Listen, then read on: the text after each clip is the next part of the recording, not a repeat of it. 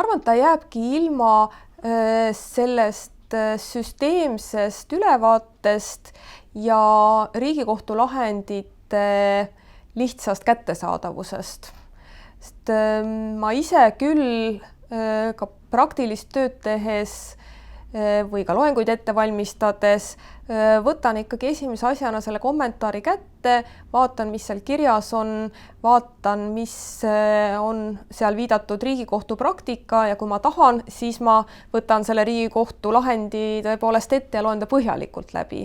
Et kõik see eeltöö on nendes kommentaarides ära tehtud ja kui neid kommentaare ei loe, ja jällegi on ju tõsi, et ega neid ei hakka keegi niimoodi leheküljelt 1 kuni leheküljeni 1000 läbi lugema, et eks sa ikka võtad selle koha lahti, mida sul parasjagu vaja on. Aga kui neid ei oleks või kui sul neid kapi peal ei oleks, siis sellest kiirest ülevaatest jääks puudu.